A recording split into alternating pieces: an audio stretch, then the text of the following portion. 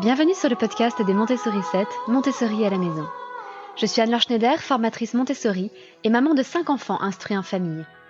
Ma mission, c'est d'aider les parents, les assistantes maternelles, bref, tous ceux que dans notre communauté nous appelons des souricettes, à mettre en pratique la philosophie Montessori chez eux, avec leurs enfants ou les enfants qu'ils gardent. Dans ce podcast, nous parlerons donc de pédagogie Montessori, mais aussi de discipline positive, d'instruction en famille, ce que l'on appelle aussi l'école à la maison, de co-schooling et de bien d'autres choses encore. Il y a quelques semaines, sur Instagram, j'ai publié un reel sur un catalogue d'une grande chaîne de supermarchés que je ne renommerai pas ici. Si vous voulez plus de détails, vous pouvez aller sur mon compte Instagram @montessori7 pour voir de quoi je parlais. Parce que ce catalogue que j'avais reçu dans ma boîte aux lettres mentionnait des jeux de type Montessori. Sauf que quand on regardait le catalogue, il n'y avait en fait rien de Montessori qui était proposé. Et quand je dis rien de Montessori, c'est que ça n'avait aucun rapport. Certains jouets étaient très bien, d'autres n'avaient aucun intérêt. C'était le type de jeu qui multiplie les difficultés avec lesquelles les enfants ne jouaient pas, ne joueront jamais. Mais dans tous les cas, les bons jeux de ce catalogue comme les jeux sans intérêt de ce catalogue n'avaient rien de Montessori. Et il est vrai que depuis le début des années 2010, voire fin des années 2000, il y a eu tout un effet de mode qui a démarré en France autour de la pédagogie Montessori. Pour autant, la pédagogie Montessori était présente en France depuis très longtemps. Moi-même, lorsque j'étais petite, j'ai fait mon école maternelle et une bonne partie de mon école primaire dans des classes Montessori. C'était pourtant, alors c'était une école privée sous contrat, très classique, mais mes enseignants, pour la plupart, étaient formés à la pédagogie Montessori, avaient des classes multiniveaux, multi-âges, et pratiquaient la pédagogie Montessori. Vous avez peut-être entendu parler du film Le Maître et l'Enfant, qui a été filmé à Roubaix. Eh bien, l'enseignant que vous voyez dans ce film, il a été formé, en tout cas il me semble, ou en tout cas il faisait partie d'une école qui était tenue par des sœurs à Roubaix, et le monde catholique, à un moment donné, je dirais dans les années, entre les années 50 et les années 80-90, a maintenu en France des formations Montessori, une présence Montessori, ont poursuivi le travail du père Fort, qui était lui aussi donc un prêtre, et d'Hélène Lubienska de Lanval, qui tous deux avaient transposé la pédagogie Montessori en France. Bon, pardon pour cette grande digression, c'est juste pour vous dire que oui, la pédagogie Montessori était bel et bien présente en France pendant plusieurs décennies, mais ça restait une niche et c'était très peu connu. Et puis il y a eu un effet de mode. C'est étonnant d'ailleurs parce qu'aux États-Unis, depuis que Maria Montessori y est allée, donc ça commence à remonter, la pédagogie Montessori continue de rencontrer un franc succès, mais ça se fait de façon totalement continue et linéaire, alors qu'en France, il y a eu une explosion vers la fin des années 2000, début 2010. Et malheureusement, comme à chaque fois que quelque chose est à la mode, un certain nombre de personnes et des grandes chaînes, des grandes marques se sont lancées sur le marché Montessori. Et cela ne serait pas très grave si tout le monde essayait de rester fidèle à l'esprit de Maria Montessori. Malheureusement, ça n'est pas toujours le cas. Et c'est pourquoi aujourd'hui, je vous propose d'analyser ensemble ce phénomène et d'essayer d'apprendre à faire le tri entre toutes les offres, les multiples offres qui sont estampillées Montessori.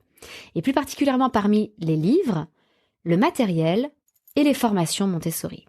Vous avez aussi des applications, vous avez du mobilier, vous avez toutes sortes de choses, mais déjà avec ce dont on va parler aujourd'hui, je pense que vous serez bien armés pour reconnaître ce qui est fidèle à la pédagogie Montessori ou non.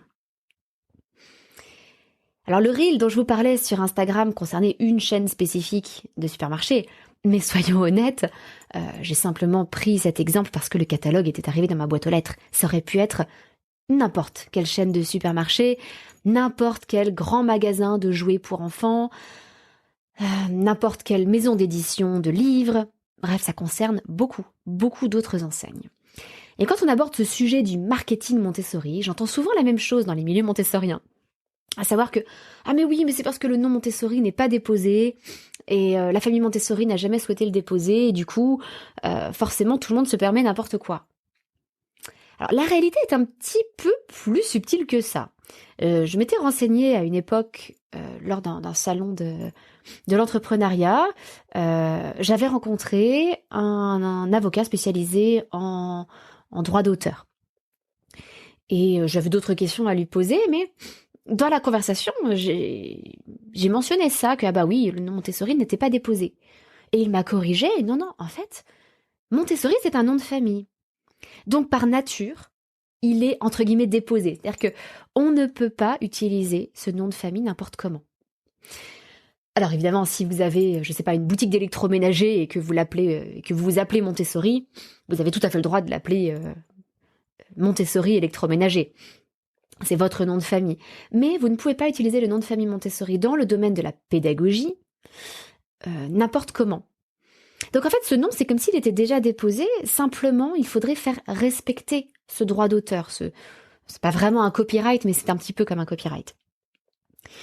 Et ça, c'est le rôle de la famille Montessori, les descendants de Maria Montessori. Par exemple, Reynilde Montessori, ça pourrait être le cas. Mais que ce soit Reynilde qui est très investie dans la suite, la postérité de Maria Montessori, ou l'AMI, l'Association Montessori Internationale, personne n'a trouvé ça souhaitable d'aller faire respecter le droit d'auteur. Parce que comment faudrait-il le faire? En fait, il faudrait tout simplement attaquer en justice toutes les personnes qui emploient à tort le nom de Montessori pour des choses qui n'ont rien à voir avec la pédagogie de Maria Montessori. Bien évidemment, il y a une question de moyens derrière. Ça voudrait dire prendre un avocat, aller en justice pour chaque infraction. Et comme il y a un effet de mode, eh bien malheureusement, ça voudrait dire beaucoup de procès. Et donc des frais d'avocat absolument phénoménaux. Pour autant, c'est une piste à creuser parce que je pense que si on poursuivait certaines grandes enseignes, les dommages et intérêts pourraient être considérables, ça pourrait renflouer la MI. Je dis ça, je ne dis rien. Mais c'est aussi, je pense, une source de difficulté parce que ça voudrait dire se porter comme juge et arbitre de ce qui est Montessori et de ce qui n'est pas Montessori. Et c'est un petit peu difficile parce que qu'est-ce qu'on met dans la catégorie Montessori? Est-ce qu'on prend uniquement le pur Montessori, c'est-à-dire ce qui a été imaginé, inventé par Maria Montessori, peut-être aussi par son fils Mario Montessori? Mais jusqu'où est-ce qu'on va? Est-ce qu'on étend ça à du matériel imaginé par l'Association Montessori Internationale? Et est-ce qu'on élargit ou pas à ce qui respecte la pédagogie Montessori, même si ça n'est pas du matériel propre et spécifique à cette pédagogie? Par exemple, pour les tout petits, il existe des animaux ou des petites voitures à tirer. Vous savez, avec une petite corde pour que l'enfant qui commence à marcher puisse tirer quelque chose derrière lui. Eh bien, ça n'est pas à proprement parler du matériel Montessori. Il n'empêche que dans une ambiance Montessori de communauté enfantine, donc pour les enfants, ou même de fin du nido, pour les enfants qui commencent à marcher, vous trouverez ce genre de matériel. Parce que c'est une incitation à marcher.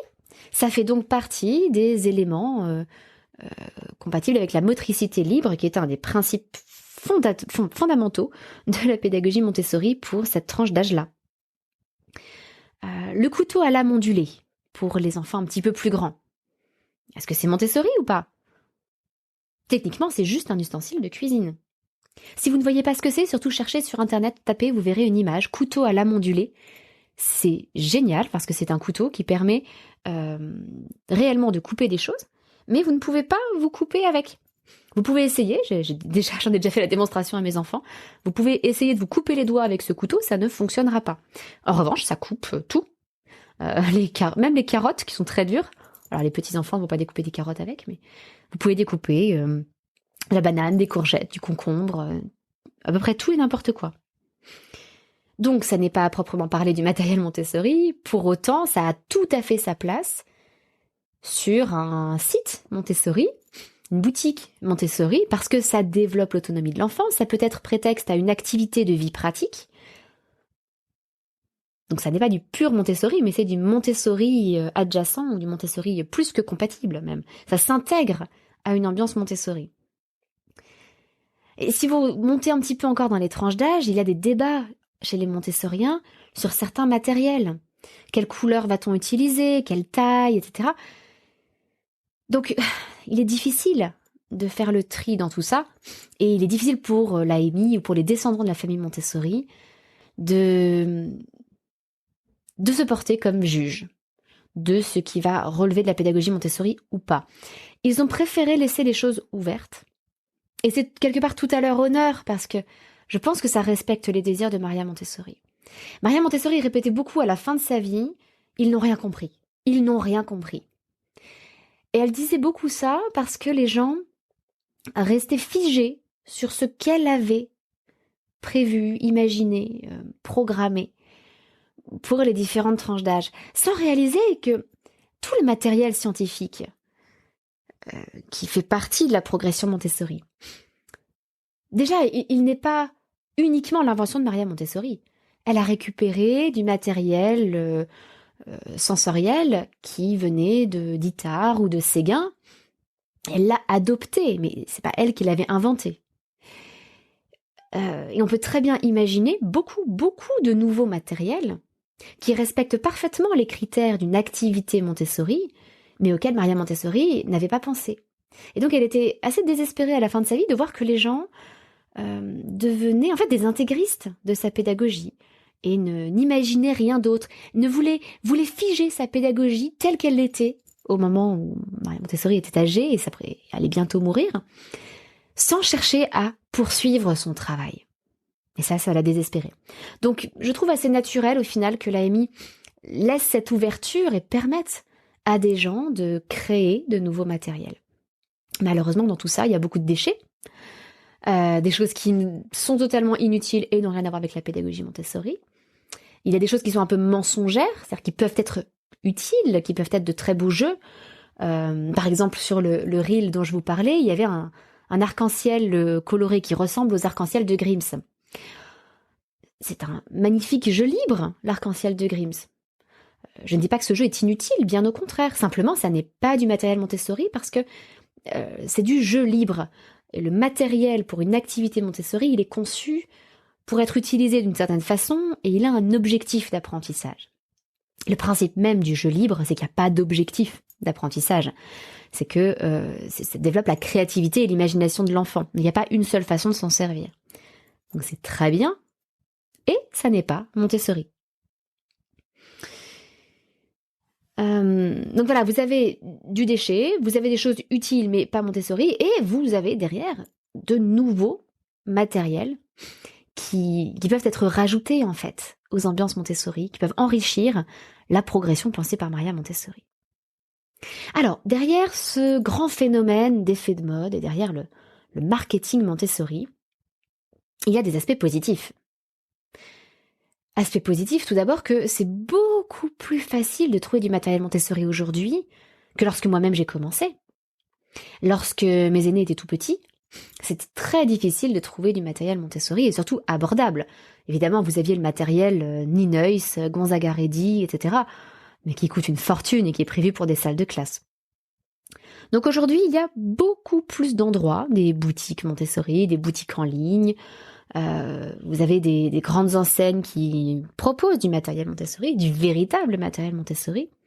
C'est quand même une chance aujourd'hui, cette grande disponibilité du matériel. Deuxièmement, il y a une réduction des coûts.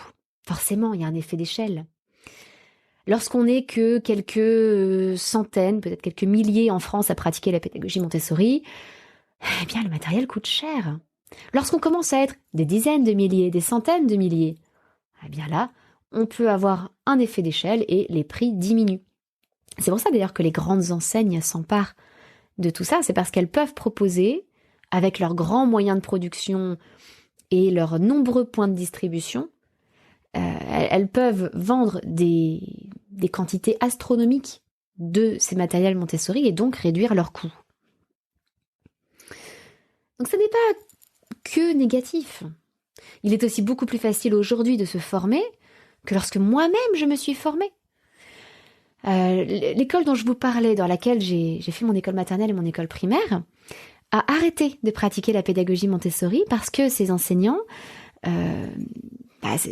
c'était des enseignantes d'ailleurs, je n'ai pas connu d'enseignants Montessori, ces enseignantes sont parties à la retraite et que personne derrière n'avait pu se former et donc prendre le relais. Alors c'est quand même dommage parce qu'ils ont raté le coche, justement au moment où la pédagogie Montessori devenait à la mode, eh bien il n'avait plus de classe Montessori et plus d'enseignants Montessori du tout. C'est quand même bête. Donc tout est plus facile aujourd'hui, plus accessible aussi bien en termes financiers que simplement en termes d'accessibilité géographique. Il y a cependant plusieurs phénomènes dangereux. Le premier, c'est que les grandes enseignes ou les maisons d'édition cherchent à recycler ce qui existait déjà. Je pense par exemple aux petits livres d'Apolline. Ce sont des petits livres avec donc, ce personnage, cette petite fille qui s'appelle Apolline, et qui ont été remarketés comme si c'était des livres Montessori. Tout ça parce que les titres sont écrits en cursive. Je pense que c'est la seule raison pour laquelle ces livres, qui existent depuis des dizaines d'années, ça existait déjà quand j'étais petite, pourquoi ces livres aujourd'hui sont présentés comme étant des livres montessoriens. À part le titre qui est en cursive, l'intérieur est en script, l'esprit est parfois très très moyen, le langage est limité, l'environnement dans les histoires qui sont racontées n'a rien de montessorien, de respectueux de l'enfant, etc. En fait, il n'y a aucune raison d'appeler ces livres Montessori. Mais ils les ont recyclés avec sur la page de couverture, avec les conseils d'une éducatrice Montessori. Donc il y a une éducatrice Montessori qui s'est retrouvée embarquée là-dedans, à devoir, et on s'en rend compte parfois que c'est un peu inconfortable pour elle, à devoir aller chercher dans le livre quelque chose qui pourrait vaguement être montessorien. Et là où par exemple la petite Apolline joue à la dinette, eh bien l'éducatrice dit « Ah, mais on peut proposer une vraie cuisine, de faire des vraies activités de cuisine à l'enfant. » Et c'est justement pas ce que raconte le livre, mais bon. Donc ça, c'est du recyclage, et ça existe beaucoup, en particulier dans les livres. Plutôt que de faire écrire de nouveaux livres, parce que ça demande beaucoup de travail, eh bien on réutilise des livres, et puis on change un petit peu le positionnement marketing, comme on dit. Autre phénomène dangereux, les enseignes s'amusent à faire appel à des gens qu'ils connaissent déjà, en leur demandant cette fois-ci de faire du Montessori. Le problème, c'est que ces gens ne sont pas formés à la pédagogie en général, à la pédagogie Montessori. Donc c'est une catastrophe, parce que tout ce que l'on obtient, c'est une espèce de vernis Montessori sur des choses qui n'ont rien à voir. Et c'est là qu'on trouve beaucoup d'incohérences, beaucoup de choses franchement problématiques. Vous avez des livres parascolaires, par exemple, qui s'affichent comme étant Montessori. Vous avez des revues qui s'affichent comme étant Montessori, alors qu'en fait, à l'intérieur, ça n'a rien de Montessori. Ou alors, on prend des éléments qui donnent l'image Montessori. Par exemple, on va prendre les voyelles et les consonnes en rouge et bleu avec deux couleurs différentes, et hop, ça y est, c'est du Montessori. Ben non, ça c'est pas ça qui fait qu'une activité autour des lettres va être Montessori. Donc ça devient vite une catastrophe. Autre problème également, c'est que les grandes enseignes s'amusent à copier du matériel Montessori. Ma foi, pourquoi pas ? Je sais que c'est un débat qui est compliqué parce que c'est un peu le même débat que pour les génériques, pour les médicaments. D'un côté, on est tous contents de payer notre matériel Montessori moins cher parce que c'est une grande enseigne qui le copie. D'un autre côté, c'est un peu embêtant pour les gens qui créent du matériel. Ça décourage l'innovation. Parce que la personne qui crée du matériel, un peu comme les laboratoires, bon, je ne plains pas les laboratoires pharmaceutiques, hein, mais un peu comme les laboratoires qui créent des médicaments, c'est eux qui font tout le travail de recherche et de développement. Et derrière, il y a des gens qui copient leur travail et en tirent de gros bénéfices sans avoir investi dans la recherche et le développement. Donc c'est un petit peu dommage parce que vous avez des gens de grande qualité qui poursuivent le travail de Maria Montessori, qui font, je pense à des gens comme Marie-Hélène Barbier, Agnès Putou, vous avez des gens qui font vraiment un travail de recherche pédagogique, d'innovation pédagogique. Sauf que derrière, si une grande enseigne copie leur matériel, forcément c'est la grande enseigne qui va vendre et eux n'en tireront pas de bénéfices. Donc ça peut être un petit peu dommage. Mais le gros souci surtout, parce que vous allez me dire que maintenant, la tour rose Montessori, ça doit faire, je pense que c'est déjà Séguin ou Itard qui l'avait inventé et pas Maria Montessori. Bon, on peut se dire que depuis le temps, ça peut être passé dans le domaine public, mais c'est comme les livres. Sauf que, même ce matériel qui est ancien, eh bien, les grandes marques le copient en faisant des variations. Alors, ça peut être des variations assez innocentes, par exemple, la couleur des encastrements plans, quand vous avez un disque, un carré, un triangle. Normalement, ils sont aux couleurs primaires, bleu, rouge, jaune. Eh bien, vous les voyez en orange, bleu clair, vert, différentes versions. C'est dommage, mais c'est pas dramatique. Ça change pas l'intérêt principal de l'activité. Mais vous avez parfois des modifications qui changent radicalement l'intérêt de l'activité. Ou bien, j'y pense par exemple pour des boîtes à encastrement, vous savez, des boîtes où on va faire tomber, enfoncer une boule, un prisme, un prisme à base triangulaire, un cylindre, etc. Eh bien, vous avez des marques qui ont mal conçu leur matériel, avec par exemple un tiroir, et quand vous repoussez le tiroir, il ne se ferme pas. En fait, il faut le soulever encore un petit peu pour l'enfoncer jusqu'au bout. Ce qui fait que pour les jeunes enfants à qui ce matériel est destiné, eh bien le matériel n'est pas bien utilisable. Donc souvent, ces modifications, elles sont faites sans réfléchir et sans être testées auprès de vrais enfants avec de vrais éducateurs. Et c'est là que, malheureusement, on a du matériel qui est au final de qualité inférieure. Et pas seulement au niveau du bois, de la fabrication, de la qualité des matériaux, mais aussi au niveau de l'intérêt pédagogique. Et puis, dernier grand danger, eh bien, n'importe qui se lance à faire des formations. Parfois seulement après avoir suivi un stage ou une semaine de stage, sans aucune expérience, mais qui se disent, ça y est, j'ai appris la pédagogie Montessori, je sais tout ce qu'il y a à savoir, donc je n'ai plus qu'à aller recracher ce que je viens d'apprendre auprès de nouvelles personnes et ça me fera un revenu. Alors je ne vous mens pas, ça existe, j'en ai même eu moi parmi mes propres stagiaires, et voilà, c'est bon, vaut mieux en rire qu'en pleurer, c'est un peu dommage et je pense que la différence, elle se fait très vite et je vais vous expliquer d'ailleurs comment faire le tri aussi entre les formations. Mais malheureusement, tout ça vient enrichir ce phénomène de marketing Montessori et du coup, une crise de confiance envers tout ce qui est estampillé Montessori. Et la plupart des gens se disent, mais prouvez-moi que vous êtes vraiment montessorien, que ce que vous faites est vraiment Montessori. Et malheureusement, il n'y a pas de label, il n'y a pas de tampon. Et d'ailleurs, la plupart des labels existants, comme je vais vous le montrer, n'apportent rien, malheureusement. Alors, comment, concrètement, du coup, faire le tri au milieu de tout ça, pour ne pas tomber dans ces pièges? Alors, je vais vous parler des livres, du matériel et des formations. On va commencer par les livres. Alors, en ce qui concerne les livres de lecture pour les enfants, ça, j'en reparlerai la semaine prochaine, parce que c'est encore un gros sujet, il y a beaucoup à dire rien que là-dessus. Donc ça méritera son propre épisode de podcast. Concernant en revanche les livres scolaires, en fait les livres à destination des parents pour faire des exercices à leurs enfants, les livres un peu parascolaires ou les livres comme des essais ou des exposés sur la pédagogie Montessori. Là, pour moi, le premier critère, c'est de regarder qui a écrit le livre. Et ça n'est pas toujours évident. Surtout dans les livres parascolaires. Souvent, il faut aller chercher c'est pas sur la couverture, il faut aller chercher à l'intérieur qui a écrit le livre. Et ensuite, je pense qu'il est très important d'aller voir où et comment cette personne a été formée. Ça ne veut pas dire qu'on ne peut pas apprendre en autodidacte, mais c'est quand même un marqueur de crédibilité important que d'avoir été formé à un endroit réputé. Seulement, parfois on n'a pas d'informations et ça ne veut pas dire que le livre est mauvais. Je pense par exemple à un livre de grammaire que j'ai acheté récemment, qui vient de la librairie des écoles. Et si vous cherchez le nom de l'auteur, c'est Marie Maillard. Et bien, à part le fait qu'elle ait écrit un livre sur l'école à la maison, donc déjà vous voyez qu'elle a de l'expérience. Je crois qu'il était écrit qu'elle avait pratiqué l'instruction en famille depuis 10 ans. Bon, je considère que c'est déjà une expérience intéressante, mais ça ne me dit pas où et comment elle a appris.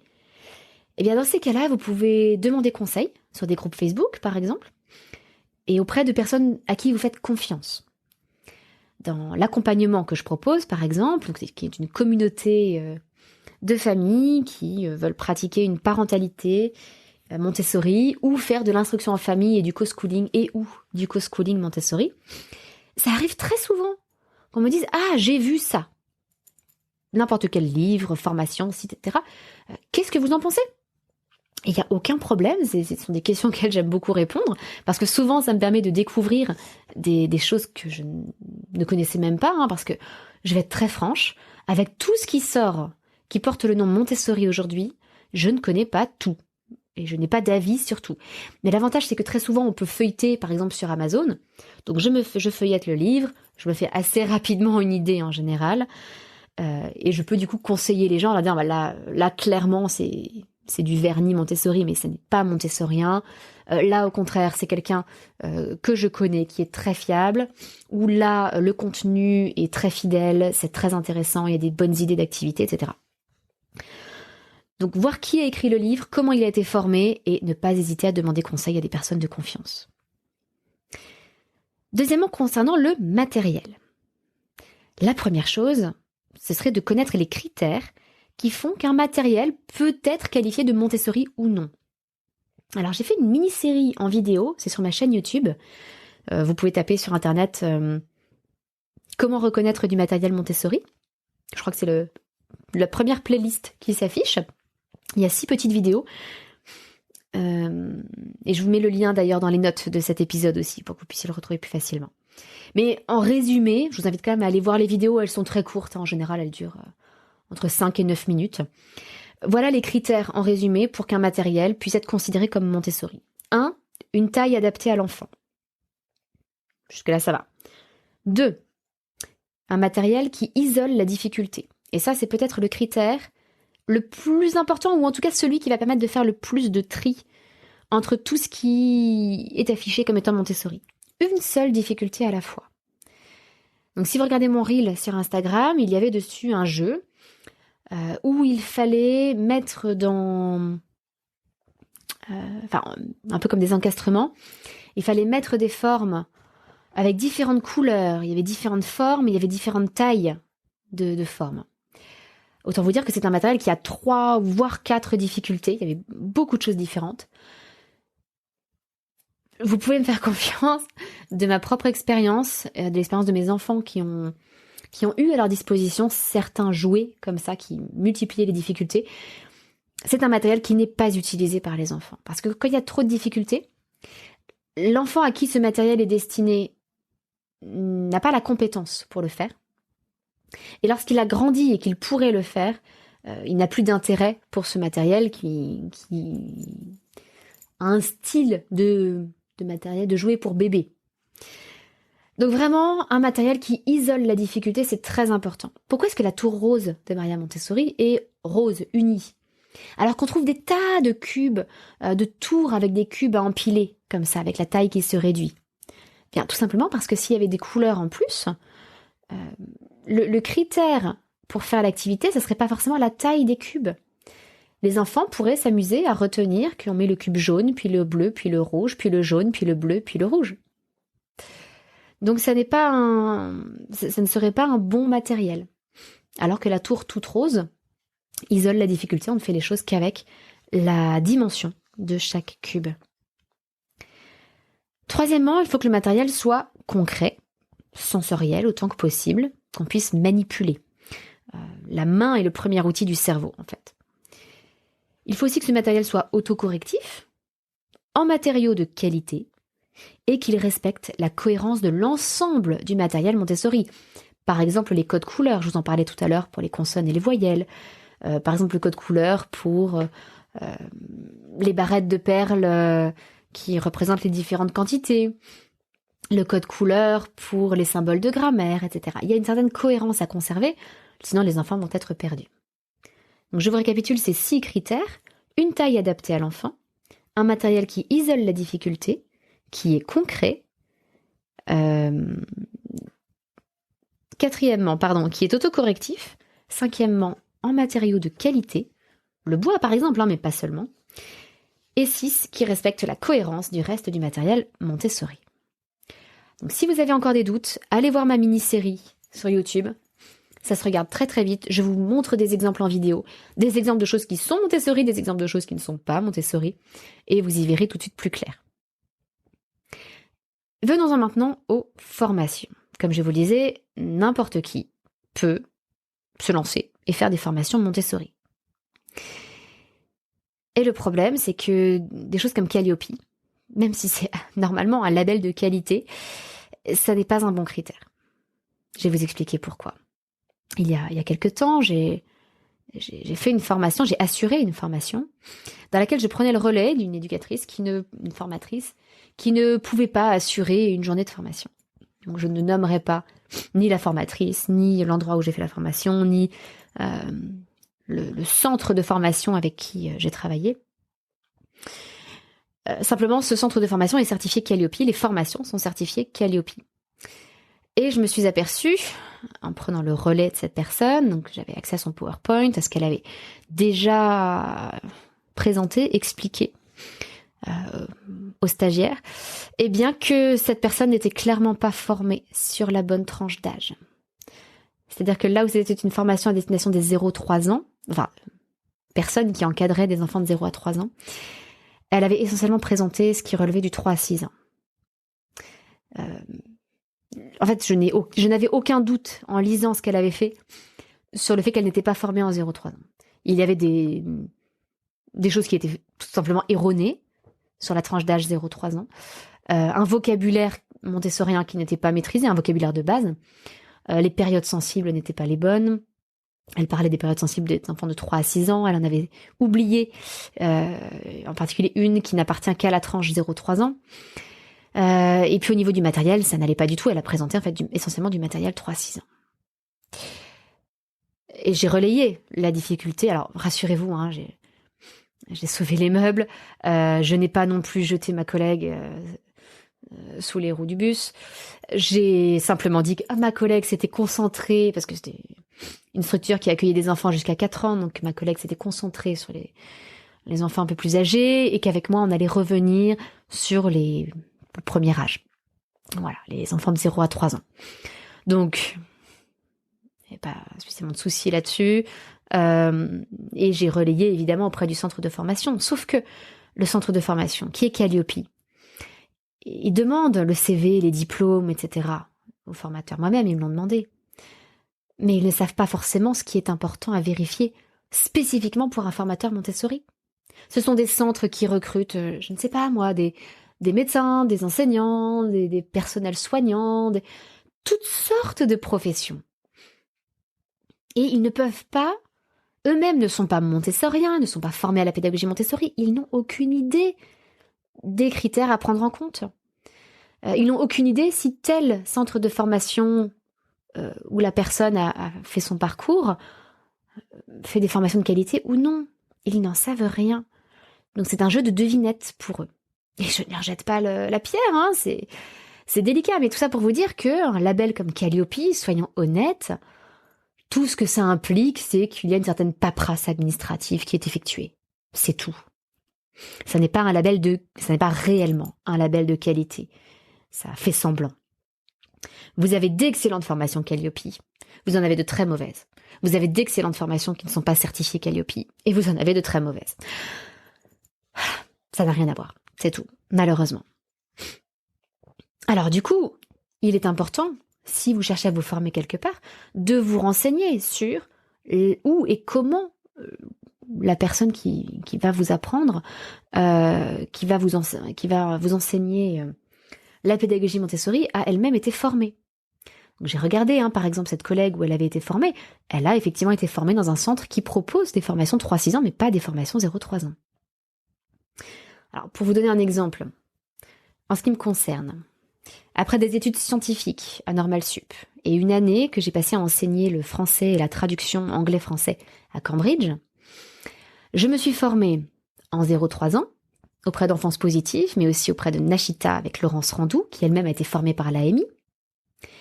Je suis formée en 3-6 ans chez La Source Montessori, en continuité directe avec Maria Montessori, puisque Maria Montessori a formé son fils Mario, qui l'a accompagné tout au long de sa vie. Mario Montessori qui a formé Yvette Ponce, et Yvette Pons qui m'a moi-même formée. Donc je suis vraiment en ligne directe avec les formations de Maria Montessori. Je suis formée en 6-12 ans à la source Montessori, mais aussi chez En Terre d'Enfance, avec quelqu'un qui a suivi pour le coup les formations Montessori allemandes. Mais je me suis aussi formée auprès d'un centre américain à distance qui s'appelle Trillium Montessori. Je suis même intervenue dans l'un de leurs sommets en ligne, également avec Simone Davis, qui est une américaine. Elle a été formée par l'AMI et elle vit aux Pays-Bas, avec une Britannique, Karen Robin, autour de l'éducation bienveillante. C'est Karine Robin, en fait. Je crois que c'est une Française qui vit... c'est une Française, d'ailleurs, qui vit au Royaume-Uni, en particulier autour de l'éducation bienveillante et puis de sa compatibilité avec la pédagogie Montessori. Et j'en passe. Je me suis formée auprès de plein d'endroits différents avec des couleurs différentes, si vous voulez. Parce que il y a l'AMI, mais il n'y a pas que l'AMI. Rien qu'aux États-Unis, vous avez l'American Montessori Society, l'AMS, et l'AMI. Et ces deux associations ont des spécificités dans leur formation. Donc j'ai beaucoup apprécié, moi, dans mon parcours, de m'être formée auprès de gens de multiples pays. Je pense que j'ai une vision de la pédagogie Montessori qui est beaucoup plus large que quelqu'un qui serait formé uniquement dans un seul centre, y compris l'AMI. Il se trouve que je suis aussi facilitatrice qualifiée en discipline positive pour les parents et la classe. Donc ça, c'est plus pour la partie relationnelle. Et je suis également formée chez Epsilon à l'école pour les adaptations de la pédagogie Montessori aux enfants neuroatypiques. Je suis donc formée à l'ABA, une méthode particulière, à la gestion des comportements problèmes, aux méthodes d'enseignement fondées sur la preuve, aux neurosciences. Bref, vous voyez, j'ai un parcours qui est plus que complet. Et je pense que ce n'est pas le cas de la plupart des formateurs qui s'improvisent comme ça, formateurs. Et puis derrière, quelle est l'expérience du formateur auquel vous allez vous adresser? En ce qui me concerne, par exemple, j'ai 9 années d'instruction en famille, j'ai fait des ateliers Montessori, et ça fait maintenant bientôt 6 ans que je propose des formations à la pédagogie Montessori en ligne. J'ai accompagné des centaines et des centaines, je pense des milliers, même de stagiaires maintenant, à la pédagogie Montessori. Donc, le parcours, les formations, l'expérience du formateur, et ensuite, essayez d'avoir des retours d'autres stagiaires, si vous le pouvez. Par exemple, sur mon site, je propose une liste des centres de formation que je recommande. C'est un article qui s'appelle « Les ressources Montessori que je recommande ». Il y a des livres, il y a des blogs, il y a des formations. Et les centres que je recommande sont ou bien des centres dont j'ai moi-même fait l'expérience, et je les recommande à 100%, ou alors des centres sur lesquels je n'ai vu que, ou je n'ai entendu que des retours positifs. Il y a parfois des centres sur lesquels j'entends quelques retours positifs, mais d'autres qui sont négatifs, donc je ne les recommande pas, je ne prends pas le risque, tout simplement. Ça veut dire que ma liste n'est pas exhaustive. Il existe très certainement d'autres centres de qualité, mais ceux que je recommande, j'en suis sûre. Je mets ma crédibilité personnelle derrière ces centres-là. Alors vous voyez que je suis quand même ouverte, parce que moi-même en tant que formatrice, je recommande d'autres centres de formation. Et ce que je peux vous recommander, si jamais vous avez des retours d'autres stagiaires, c'est d'accorder plus de confiance aux personnes qui ont suivi plusieurs formations dans des centres différents que les personnes qui n'ont suivi qu'une seule formation. Parce que les personnes qui découvrent la pédagogie Montessori dans un centre en particulier, un petit peu comme les centres de formation Calliope, là, ne savent pas forcément que ça peut être mieux. N'ont pas de point de repère pour dire si leur centre de formation était de bonne qualité ou pas. Et par exemple, alors ça remonte maintenant, mais lorsque j'étais moi-même en formation à la source, j'avais une camarade avec qui on partageait les trajets, on covoiturait, et à un moment donné, elle était enseignante et elle avait besoin d'accélérer un petit peu sa formation, et donc elle a suivi aussi une formation dans un autre centre, que je ne mentionnerai pas, et que je ne recommande pas. Donc je mentionne ce que je recommande, mais j'évite de mentionner ce que je ne recommande pas. Sauf si on me le demande explicitement, si tel centre est de qualité ou pas. À ce moment-là, j'explique pourquoi ils ne sont pas de qualité. Et cette personne me disait, mais en fait, c'est beaucoup trop rapide. Je crois qu'en une semaine, ils étaient censés voir toute la formation Montessori 3-6 ans. On ne voit pas la moitié du matériel. Alors, on voit le matériel, mais on voit pas les présentations. Et concrètement, je sors de cette semaine-là. Eh bien, je ne vais pas pouvoir enseigner. Elle était censée être recrutée dans une école Montessori à la rentrée qui suivait. Je suis pas plus avancée que ça parce que je ne peux pas présenter ce matériel aux enfants de ma classe. Je ne me sens pas compétente. Donc, c'était une semaine perdue. Et elle a continué sa formation à la source, hein, et ça s'est bien passé par la suite, mais c'était très frustrant pour elle. Mais justement, elle avait pu comparer à ce qu'elle recevait à la source, et non pas se dire, ça c'est le mieux qui existe parmi les formations Montessori, donc je m'en contente. Elle savait qu'il ne fallait pas s'en contenter. Donc je récapitule un peu pour les formations. Renseignez-vous sur les formateurs, où et comment ont-ils été formés, quelle est leur expérience, et quels sont les retours d'autres personnes qui ont suivi leur formation. Ça, c'est vraiment fondamental. C'est pour ça que moi-même, sur mon site, j'affiche les commentaires, les avis des personnes qui ont suivi mes formations. Tous ceux qui ont suivi mes formations peuvent laisser un avis, mettre un nombre d'étoiles, mettre des commentaires. Et donc, je vous invite à aller voir. C'est l'un des bons moyens de se rendre compte de la qualité des formations. Alors, ce que j'aime bien aussi, c'est que chaque fois que j'ai fait des webinaires, j'avais des personnes qui découvraient peut-être les Montessori 7, et puis des personnes qui faisaient partie de ma communauté parfois depuis longtemps, et qui, en fait, lorsque je présentais mes formations en fin de webinaire, faisaient ma propre promotion, en fait, me disaient sur le chat à quel point elles avaient elles-mêmes apprécié leur formation avec moi. Donc voilà, j'appréciais énormément. C'est, comment dire, c'est la forme la plus satisfaisante, je dirais, et la plus efficace et la plus pure et sincère de marketing, le vrai bouche à oreille. Bon. Alors tout ce que je vous ai dit, pour faire le tri parmi les livres, parmi le matériel Montessori, parmi les formations, oui, j'en suis consciente, ça demande du travail. Et ça demande du travail parce que les intérêts financiers sont contre nous. C'est comme lorsqu'on essaie de s'alimenter plus sainement et qu'on décrypte les étiquettes et les labels, etc. C'est compliqué, c'est lourd, ça demande du temps et de l'énergie.